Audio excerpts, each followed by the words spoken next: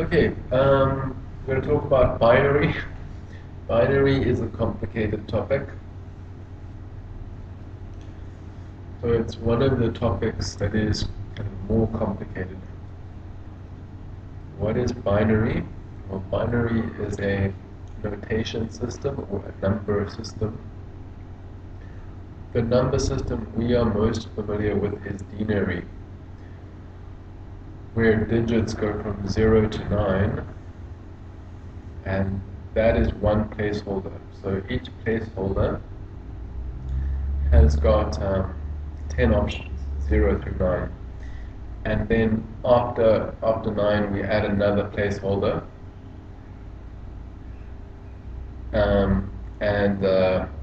That's also 0 through 9. And then another placeholder, so now we're on the hundreds. And that is denary, or there are 10 different numbers or options per place. Another numbering system that we're familiar with is base 12 from the months of the year. And also we have base 60 for minutes, or 24 for hours. Okay, now computers run on binary, meaning they run on a base 2 numbering system. In other words, you would go 0, 1, then, for 3, you would literally have a 0, 1 here, 3 and 4, and then 0, 1, that would be for now 5, 6, 7, 8. Then 0, 1, that'll take you to 16. Meaning that the different options, the different combinations of zeros and ones for 4 placeholders can give you, or can actually be from 0 to 15. Anyway. Now, what is the reasoning behind computers running on binary? Well, what's the reason for humans running on denary, on base 10? Or, why are the months? Why do we have 12 months? And we have 12 months, I'll tell you why, it's because of the moon. Because early humans observed the moon, observed the tides, and also observed the changing of the seasons. So of course we know, humans have known for generations, for millennia, that there's one summer per year. So they're aware of the 365-day cycle, right? There's one equinox, there's one midsummer's day, there's one midwinter's day. This is really like the farmers, and remember we originated from a farming agrarian society, and so we were really familiar with the seasons, and also for sailing and stuff we would have been familiar with the phases of the moon, with the tides. So now the 365 days, in other words, how many days in a year, that would have come from the seasons, harvest, plantation, like one major maybe plant harvest per year, maybe a few. Anyway,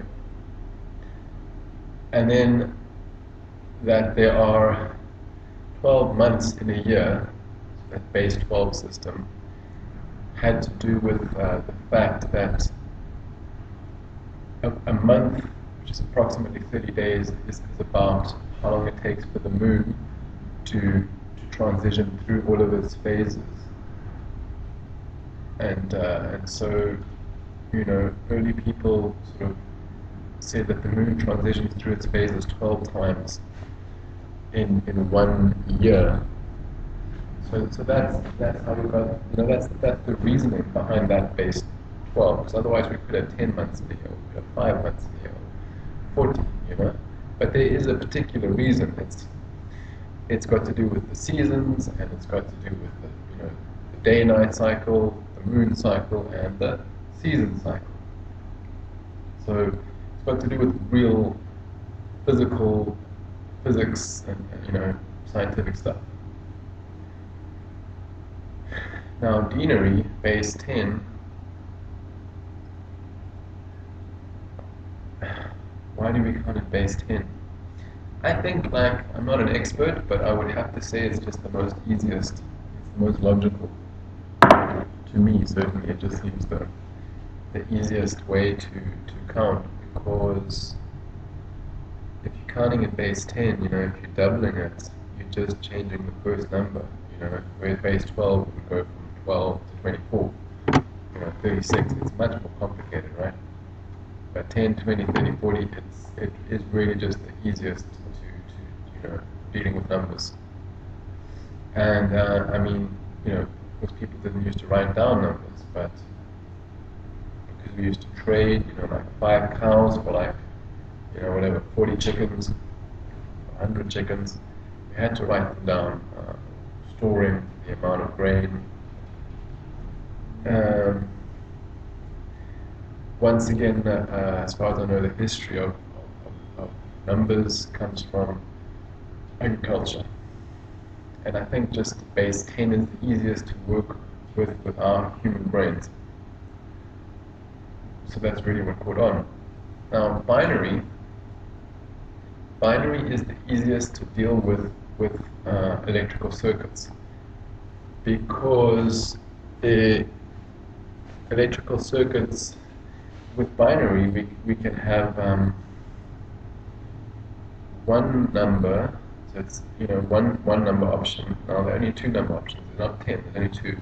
One number option representing the presence of an electrical charge or voltage, and the other number option representing no voltage. Because remember, the code now, so our programming is essentially written in binary, because we might write it in Python, but then it's interpreted into C, and then it's interpreted into machine code, and then it's interpreted into binary. So by the time it reaches the processor, it's in binary, although we wrote it in Python. But the processor receives it. The processor is an electrical device. It receives it in binary format. Okay, thank goodness we don't write it in binary format, but we could. Nevertheless, whatever we write it in, it receives it as binary. And yes, it could be denary, but it's much easier to design and construct an electrical device where it has to interpret the instruction set simply as presence or absence of a charge, rather than say, give me 0% of a charge, 10% of a full charge, 20%, 30%, all the way up to 90%. So rather than a denary system where we have to have different strengths of charges, and remember that a processor has got billions of circuits, so it becomes a much more complicated and expensive device, and much more susceptible to breakages. All that a processor has to do now is read the instruction set, of course it's a device, but have the instruction set fed to it, and when it comes across a 0, it's simply saying, okay, that means there's no charge going through there. It comes across a 1, there's a charge. Next one, 0, no charge, 1, rather than 10% of a charge, 40% of a charge. That is why it's binary. It's absolutely got to do with the fact that the program, which is written in binary, is interpreted by an electrical device.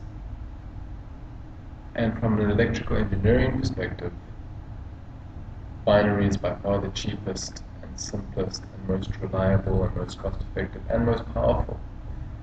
Because of course it's scalable. So yes, with binary you have to have more circuits than with denary, but they're just much simpler. So that is why CPUs deal with binary.